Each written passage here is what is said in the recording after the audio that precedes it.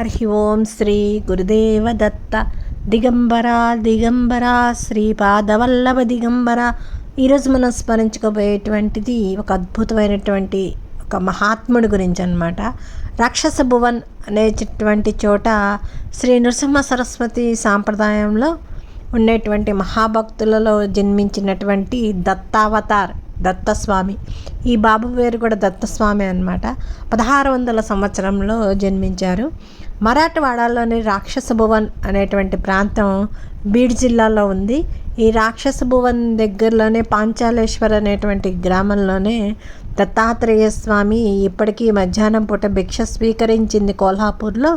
ఇక్కడికి వచ్చి భోంచేసి పక్కనే ఉన్నటువంటి దత్తగుహలో స్వామివారు వామకుక్షి అంటే కాసేపు అలా ఎడమ వైపు తిరిగి తల కింద ఎడమ చేయి పెట్టుకొని కాస్త కునుకు తీసి విశ్రాంతి తీసుకునేటువంటి ప్రాంతం అన్నమాట. దాన్ని వామకుక్షి అని అంటారు. ఈసారి బీడ్ జిల్లాకు వెళ్ళినప్పుడు వాళ్ళు తప్పకుండా మరాఠవాడలో మహారాష్ట్రలో ఈ ప్రాంతాలను తప్పకుండా దర్శించుకోండి. పాంచాలేశ్వర్కి దగ్గరగా ఉందన్నమాట. ఈ ప్రాంతం దత్తాత్రేయ స్వామి మనం భోజనం స్వీకరించేటువంటి ప్రాంతంగా చెప్పుకున్నాం కదా. తర్వాత రాక్షస భువన్ అనేటువంటి ప్రాంతానికి వచ్చి తాంబూలం స్వీకరించిన తర్వాత వామకుక్షి అయ్యేటువంటి ప్రాంతం అనమాట. ఇక్కడ పురాతనమైనటువంటి దత్తాత్రేయ ఆశ్రమం ఉంది. ఈ ఆశ్రమానికి యొక్క సాంప్రదాయ మూల పురుషుడు మనోజీ పంత్ కులకర్ణి అని అంటారనమాట.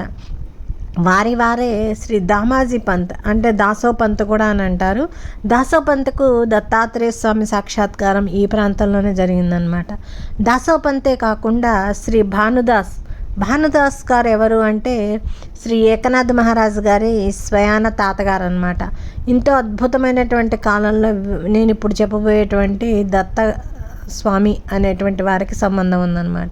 మనం అనుకున్నట్టు దత్తాత్రేయ స్వామి కాదు, వీరు ఒక మహాత్ముడి యొక్క పేరు అనమాట. ఇది గోపాల్ పంత్ జిజియాబాయి అనేటువంటి ఇద్దరు పుణ్య దంపతులు ఉండేవారు.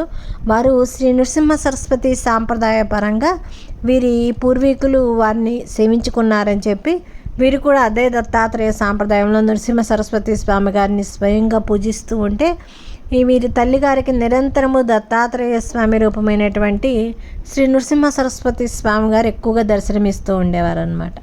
దర్శనమిస్తూ ఉన్నప్పుడు వీరు నిరంతరము రోజు సాయంత్రం పూట దత్తాత్రేయ నామస్మరణ చేసుకుంటూ ఉండేవారు అనమాట. తల్లిగారు దత్తాత్రేయ స్వామి భక్తులు కూడా ఆవిడ అలా చేస్తూ ఉండగా దత్తాత్రేయ స్వామి నృసింహ సరస్వతి స్వామి అనుగ్రహంతో నీకు కడుపున మహాత్ముడు జన్మిస్తాడు అన్న ఆశీస్సులు తీసుకున్న తర్వాత మీరు రోజు సాయంత్రం పూట నామ సంకీర్తన చేసుకుంటూ ఉన్న సమయంలో అదే సమయంలో వారికి ఒక బాబు జన్మిస్తారు.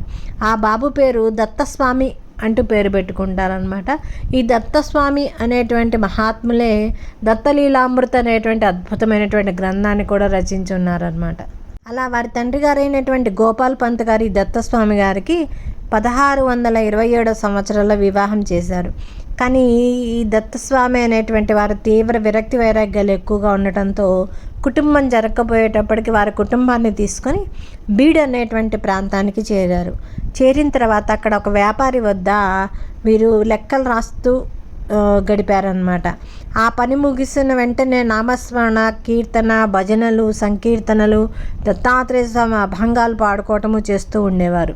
అలా చేస్తూ వీరు లెక్కలు రాస్తున్నప్పుడు చిన్న తప్పు దొరకటంతో దానికి వీరు పశ్చాత్తాపంగా ఆ ఉద్యోగాన్ని వదిలేసేసి వారికి ఇష్టమైనటువంటి జ్ఞానేశ్వరి నిత్యము పారాయణ చేయటం మొదలుపెట్టారనమాట. ఆ జ్ఞానేశ్వరి చదువుతున్నప్పుడు వారికి కొత్త అనుభూతులు కలగడం కూడా జరగడం మొదలుపెట్టాయి.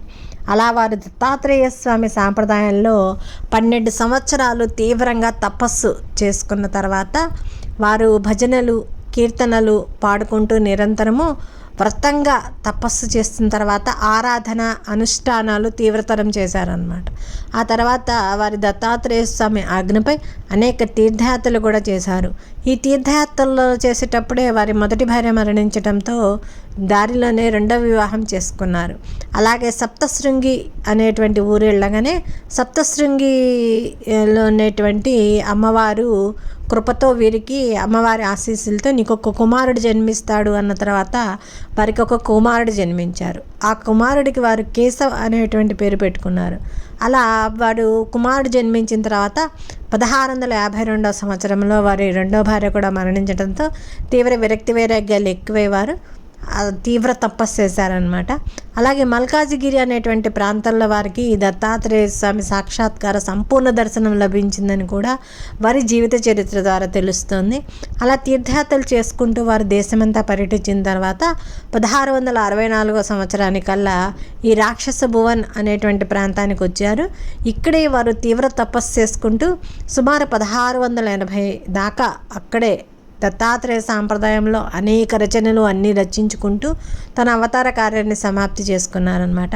వారి సమాధి ఇప్పటికీ రాక్షస భువన్ అనేటువంటి ప్రాంతంలో ఉంది. చాలా అద్భుతమైనటువంటి ప్రాంతంలో వీరు తీవ్ర తపశక్తి చేయడమే కాకుండా రాక్షస భువన్లో ఉన్నటువంటి దత్తాత్రేయ స్వామిని కూడా దర్శించుకుంటారని భావిస్తూ ఎంతో చక్కటి మహాత్ముడి జీవిత చరిత్ర మనం స్మరించుకున్నాము చాలా రోజుల తర్వాత. హరి ఓం శ్రీ గురుదేవ దత్త. సర్వం శ్రీ దత్తార్పణమస్తు.